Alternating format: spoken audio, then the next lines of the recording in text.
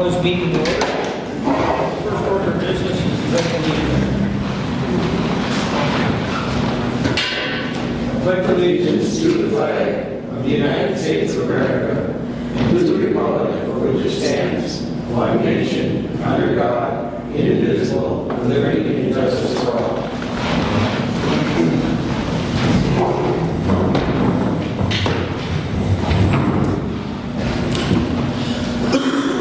And the first order of business is to approve tonight's agenda. I'll make that motion to approve tonight's agenda. I'll second that. We have a motion and a second. All in favor? Aye. All opposed? So carried.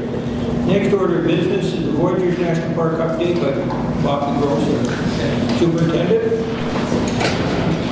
Pass this stuff out. Yeah, thank you for allowing me time on your agenda. I try to get around to all the gateway communities in the fall and the spring of the year just to give a little bit of an update on some of the things that are taking place in the park. I gave each of you information packet with a variety of different topics in there that you can look over when you get the opportunity. I think I emailed Cheryl with all these documents. I can't remember. Yeah, and then there are extra packets on the top of the trash can back there if people would like to pick some up. But the main thing that I want to talk to each of the gateway communities about this spring is just to make everyone aware of the changes in operation for the Kettle Falls portage in consideration of Rainy Lake being identified as infested with zebra mussels. You're probably familiar with the fact that late summer last year, the DNR found zebra mussel veligers, or what are basically the larvae of zebra mussels, in Black Bay. And because of the discovery of those veligers, they have now identified Rainy Lake as infested for zebra mussels. And given that, for portaging out at Kettle Falls, what we're going to be requiring is that all vessels going from Rainy Lake up to Namakan will have to be decontaminated and all of their water holds drained, including their live wells, their bait wells, and their bilge. Basically, this is just the regulations that the state of Minnesota have put in place. And so when they use the portage, then you just make sure that all the, again, everything's drained, cleaned, and it's inspected by... Everything is drained, and because veligers are so small, they're smaller than a grain of rice, we are going to require decontamination by high-pressure heated water for the vessels that are going from Rainy up to Namakan. So you're going to allow the person to use that? We'll be out there with staff, both ourselves and the Ovesons, yeah, so we'll be doing it. There won't be a fee for it at all, except for the typical portage fee and things like that, but people should be aware that there might be delays because it does take about 30 minutes per vessel to decontaminate them. And also the amount of time that the portage will be open will be dependent upon staffing. As we all know, several businesses around the area are having challenges with finding staffing, and we're in the same situation. So I'm hoping that by the end of April here, or very early May, or before Kettle Falls operation proceeds, which is going to be on May 13th, if ice out allows, we'll have a better calendar or schedule of what that operation will be. What kind of boat count do you get that travels from Rainy Lake to Namakan? On a peak day, we might get as many as 20 on a peak day. So typically it's around anywhere from 5 to 10, maybe a few more, maybe up to 12 and stuff. The peak days, like Father's Day weekend, is always busy and things. 500 boats, 100 years. Something like that. Yeah, something like that. 5 to 1,000. Yeah. Mm-hmm. What?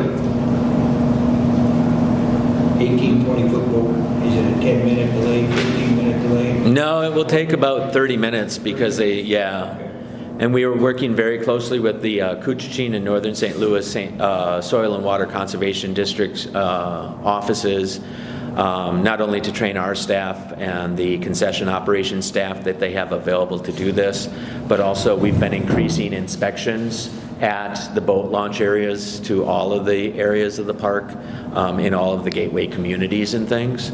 So, of course, the one thing about Kettle Falls is that we know the boater is going to be going from one body of water to another body of water.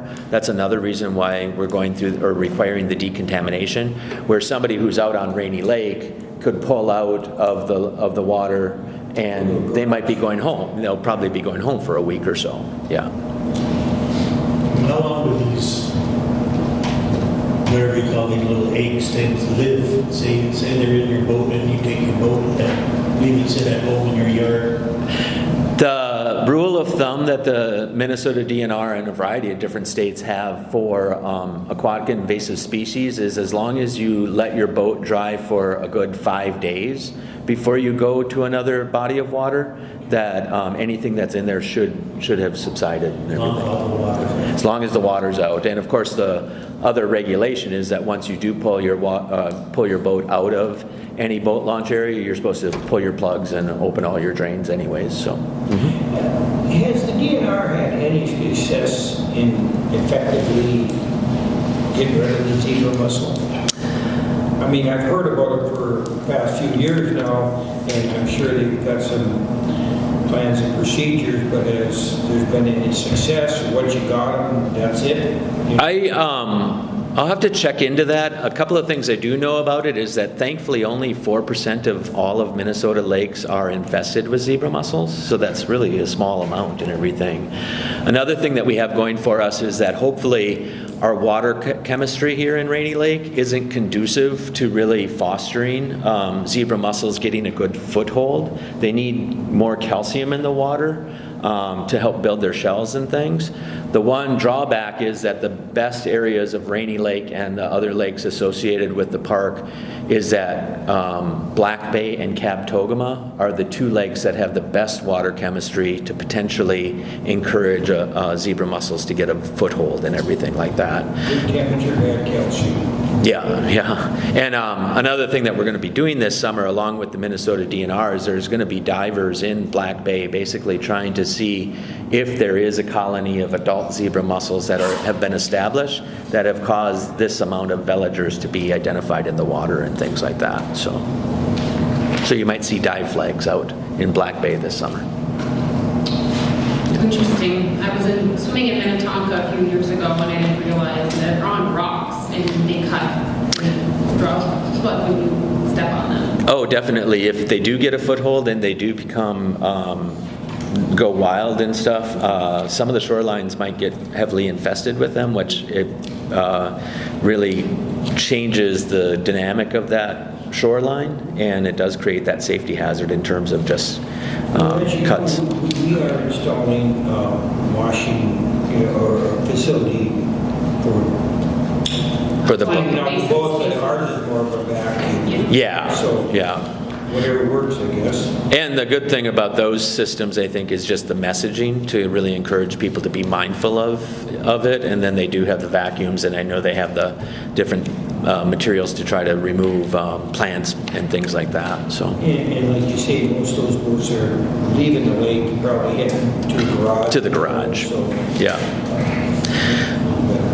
Two other things that I'd like to mention, because I know I don't want to take too much time on your agenda and everything, is that we are continuing the wetland restoration project, which is the removal of the hybridized cattail, which can really outgrow some of the bays or many of the bays in the park. And this summer you will likely see activity in areas of Cranberry Bay and also in areas around the Rainy Lake Visitor Center. So we've been doing that mechanical removal with that very large machinery and everything. So that will be taking place again this summer. And as a matter of fact, many of the best management practices that we've discovered through this process are going to be utilized for treating some areas on Jackfish Bay outside in the county, and the Rainy Lake Properties Association, Property Owners Association was successful in getting the funding for that project to work with the DNR and everything.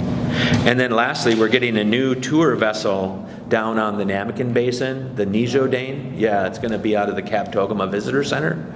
And on June 9th, which is a Thursday, we're hoping to have a public event inviting everyone down to have a picnic or something like that. We'll do the official naming, and we will likely be giving people trips over to Ellsworth Rock Garden as well and everything, so.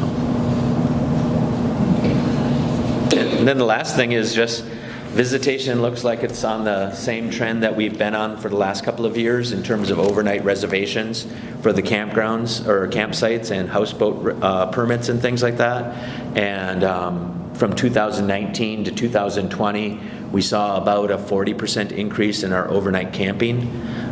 We saw that again in 2021, and the way the reservations are going this year is that we'll probably see the same amount of visitors and the same amount of reservations out there, so, yes. So about a 40% increase since 2020? 2019 to 2020 was about a 40+% increase in our... And it's kind of holding it back? Yeah, I think 2021 it went down a little bit, but now this year, from the trends that we're seeing, it seems to be holding about the same or increasing a little bit.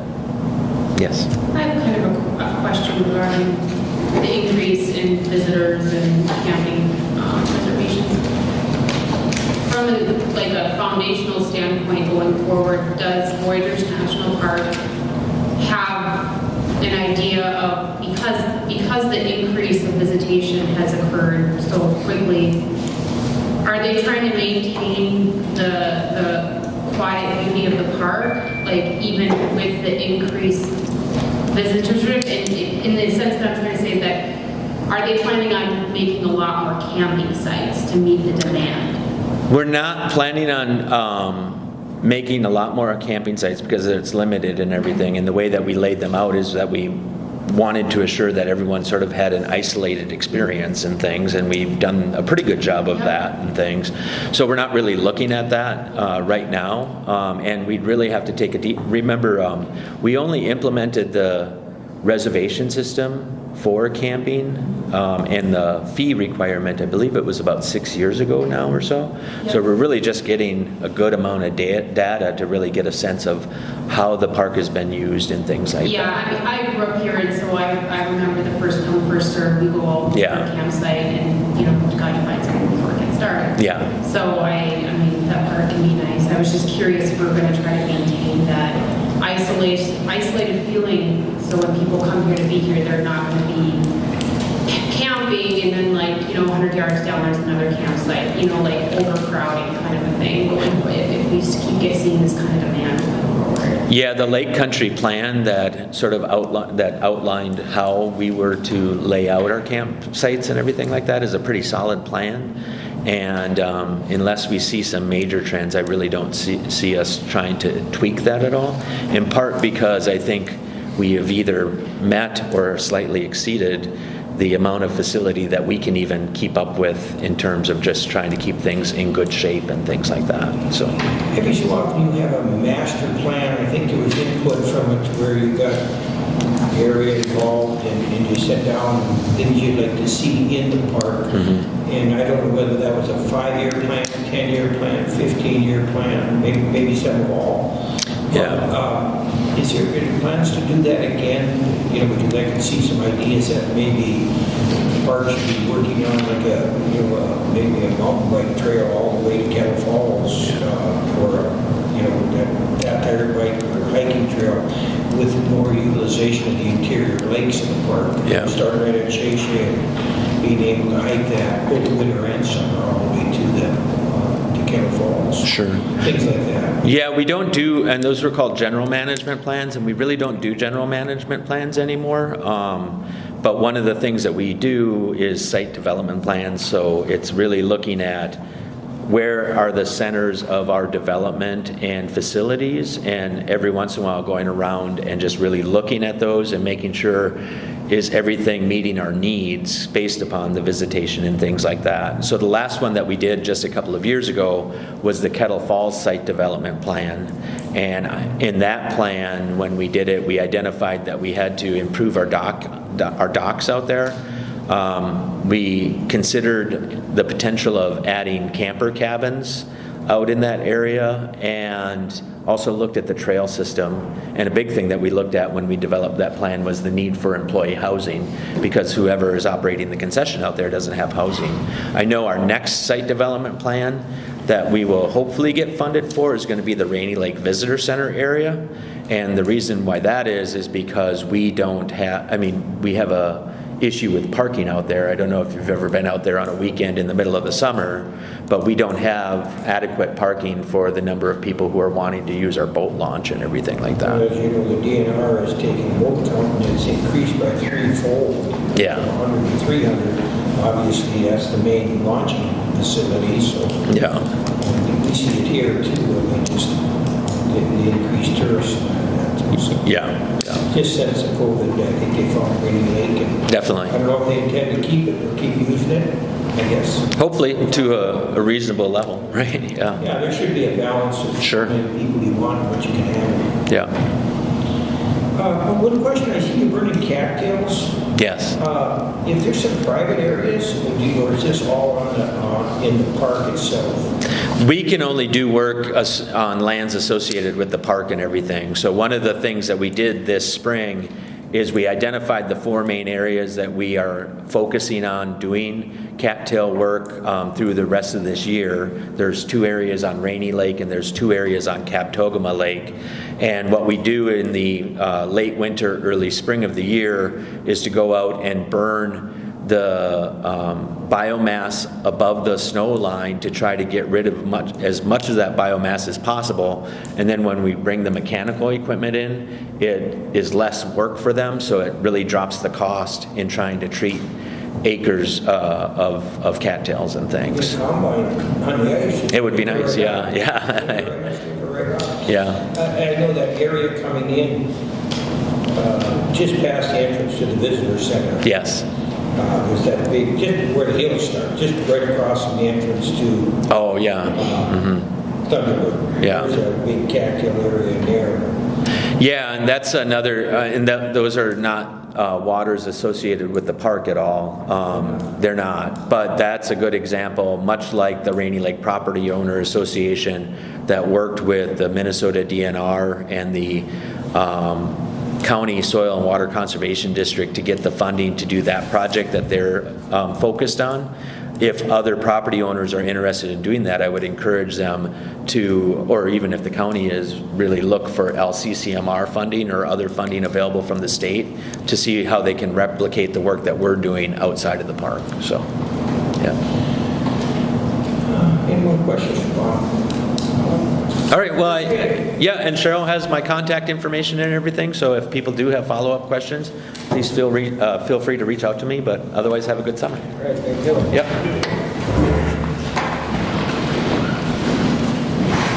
Okay, the next order of business is approve the minutes of the March 15th regular council meeting. I'll make a motion to approve the 3/15/2022 regular council meeting. I'll second. We have a motion and a second, all in favor? Aye. Opposed? So carried. To approve the list of claims for March 2022. Everybody get a look at them, any questions on any of them? I'll recommend approval. I'll second. Got a motion and a second, all in favor? Aye. Opposed? So carried. To accept the accounts balance and disbursements ledgers for financial statements for general water and sewer funds as of March 31st. Motion to approve. I'll second. Have a motion and a second, all in favor? Aye. Opposed? So carried. To approve resolution 2022-05 requesting Cooch County to act as a fiscal agent. And that's if we get this peer fund, to have them set up ahead of time as a fiscal agent to handle the funds there. I'll make that motion. Second. We have a motion and a second, all in favor? Aye. Opposed? So carried. To approve resolution 2022-06 to elect the standard allowance under the revenue loss provision for the American Rescue Plan. Motion to approve. I'll second. We have a motion and a second, all in favor? Aye. Opposed? So carried.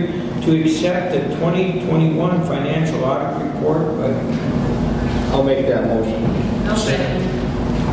All in favor? Aye. Opposed? So carried. To accept the March 2022 liquor operating statement. Store operating. Motion to approve. I'll second. We have a motion and a second. All in favor? Aye. Opposed? So carried. To approve awarding the contract for daily cleaning service for the Ranier Municipal Liquor Store to Service Master. Motion to approve. I'll second. We have a motion and a second. All in favor? Aye. Aye. So carried.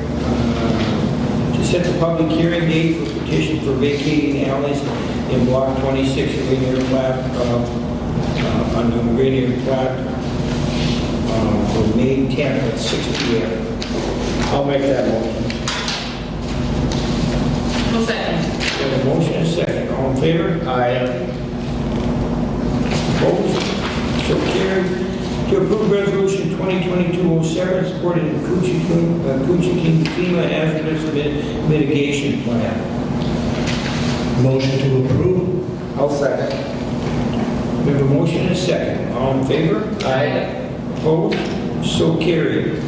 That opens up to other business. Anybody have anything? Anybody in the audience? Open forum. Recognize George. Yeah, I have a letter that I received from the city of Ranier. You want to come up here? I can hear you a little better. Yeah, I have a letter that I received from the city of Ranier entitled Blight, and saying I'm in violation of Ordinance 140, that I have immobile vehicles, other debris, garbage, tarps, and stuff, and trailers. I do not have immobile vehicles. I only have one vehicle on that property, and that's the one I use. I have a few trailers, yes, but why is that a problem? I mean, I have a boat trailer, I have a dump trailer, and I have a trailer. People in this community have trailers. Why is that a problem? I don't have any garbage lying around. Yes, I have a few things covered over in tarps. As some of you know, I lost my house to a fire, and I'm been reclaiming as much as I can. Been spending many months. I'm almost done. I figure maybe about 2 more weeks. I'll be done sifting through the house ashes. The house was totally destroyed, and I'm just trying to recover now what I can out of what's left. And it's been difficult over the wintertime because everything was frozen together after the fire crew hosed everything down. So I've just been waiting for things to thaw out. As you know, we've had pretty bad weather here lately, and it's slowed me down in my efforts. And I'm also been looking for some storage units. If anybody knows, I'm looking for I have an enclosed trailer, 40-foot or 20-footer, a Hallmark trailer. I'd like to get another one. I've been searching around for storage containers that I could put. One of the problems I have is the building I have is formerly the Loon's Nest, and it's filled to the gills with my business and household items. I just recently purchased a house in International Falls and moving some items there, but I need time. And what's also kind of interesting here is I was given until today to correct these violations, and was invited to appear to the next council meeting on April 12th. That was a week ago, and I didn't receive this letter until the 14th. 2 days after the council meeting. It's dated April 5th, and if you look at the envelope, it wasn't mailed until April 12th, a week after it was dated, and the date I was supposed to appear. And so I didn't receive it 2 days after. I mean, what's up with this? I mean... Don't know about that, George, but you're here now and you're answering the complaints, so appreciate that. Yeah. So what do we do? Where do we go from here? Well, we make sure it's in compliance to the ordinances that we have. And if Yeah. it is, then there's no issue. Well, I've been working towards that end. You know, there's many properties along Highway 11 that haven't been touched for a year. There's trash, there's stacked wood, there's unused equipment that's trying to be, just sitting We there. sent out numerous letters Yeah. addressing them. Some get it, Well, some take action. this is a work in progress. I don't have a problem complying with the thing. It's just the time element here is kind of ridiculous. This was sent out on the day I was supposed to appear, and I didn't receive it until 2 days later. George, probably a typo, I don't know. But Typo? No, somebody was asleep at the wheel. They didn't mail this until a week after it was dated. Post office is behind too. what's that? The post office sometimes is behind too. No. I went to the local post office and I asked them about the postmark on here, and you can see the postmaster said it was April 12th. It was mailed on that day. Stuff that I'm waiting for. I guess But if he's working towards it. the thing is, as long as you're addressing the issues, George, Yeah, I am addressing it. that's fine. And And- the mail is up there, something I guess I don't know what happened there, when it got mailed, when you received it, all this timing. Well, it's pretty obvious, The big postmark. point, George, the big point is that history from your other place has followed you, and we don't want to see that in Ranier, okay? That's the biggest problem, George.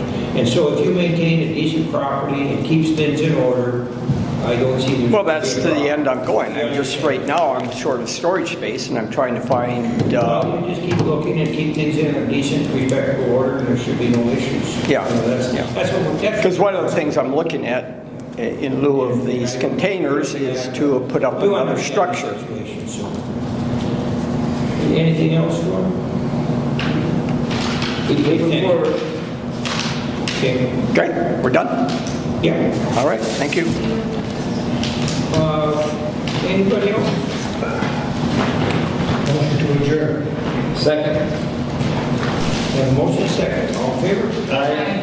Opposed? So carried. Thank you.